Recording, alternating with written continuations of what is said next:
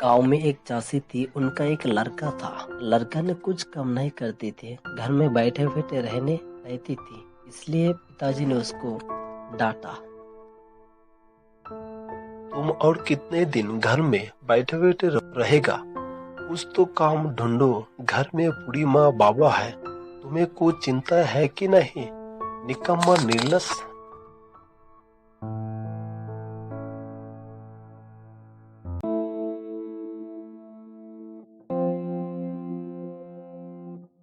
माँ पिताजी मुझे जैसे जिस तरफ से डांटा, मैं और घर में नहीं रहूंगा। काज के लिए घर से आज ही निकलता हूँ और पिताजी को प्रमाण करके दिखाऊंगा मैं कितने बुद्धिमान हूँ। बेटा, तुम्हारा पिताजी बूढ़ा हो गया, उनका बात बुरा मत मानना। तुम तो बड़ा हो गया, सब कुछ समझ सकते हो। जी मैं काज ढूंढने जा रहा हूँ। अपना शरीर एवं माँ को ख्याल रखना।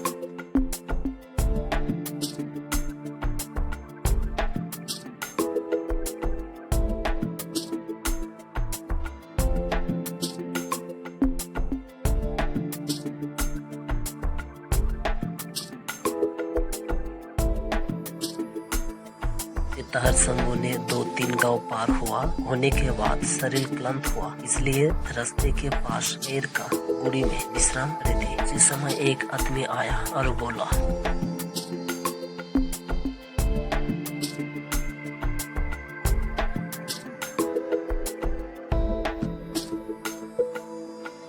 अकेले यहाँ ऐसे लेटे क्यों हो? क्या बात है? तुमको इतना चिंतित क्यों दिखाई देती है?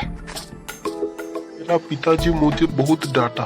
मैं निकम्मा निर्लस हूँ, इसलिए मैं किसी काम के लिए घर से निकला। बाबू, कोई काम है तो मुझे बताओ, मैं करूँगा जो भी काम होगा।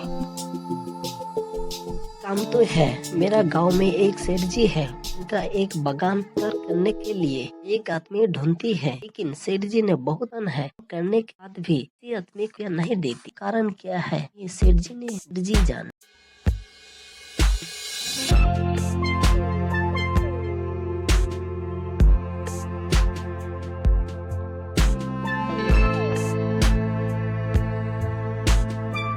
इसी तरह सेठ जी के घर पर इसी तरह शंभू ने सेठ जी के घर तरफ रवाना हुई और धीरे धीरे सेठ जी के घर में पहुंचा।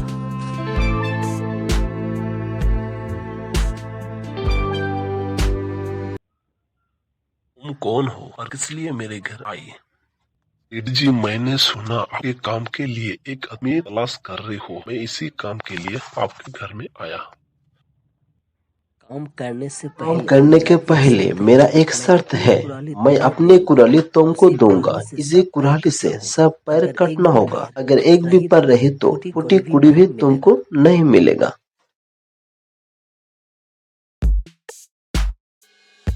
इसके बाद सेठ जी और शंभू दोनों मिलकर बागान में पहुंचा। शंभू ने इधर उधर तकाया।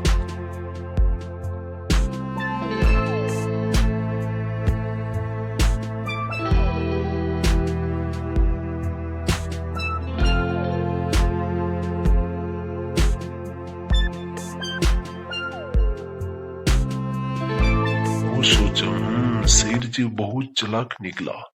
सेठ जी के पास एक शर्त रखना है। देखिए क्या कहते। सेठ जी, मेरा एक शर्त है, छोटा शर्त है। मैं इसी कुराली से सब पैर काटने के बाद हर एक पैर अपने घर में ले जाऊंगा। ठीक है, पहले तो पैर काट के दिखाओ।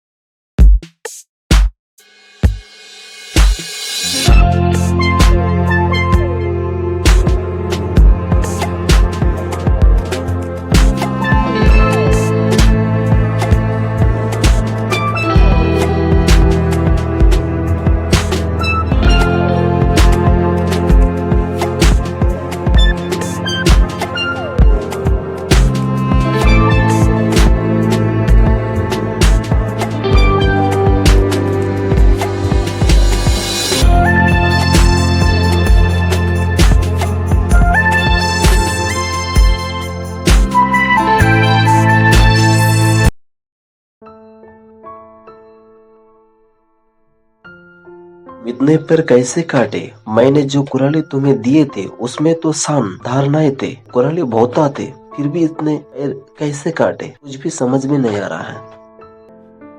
सेठ जी, मैंने एक बुद्धि कटाई। अपने बुद्धि से जो कुराली आपने दिए थे, मैं उसी कुराली को सान देने ले गया। उसके बाद पैर काटने शुरू किया और सब पैर काट दिया और शर्त अनुଯାयी पैर मैं घर में ले जाकर बेच दिए थे।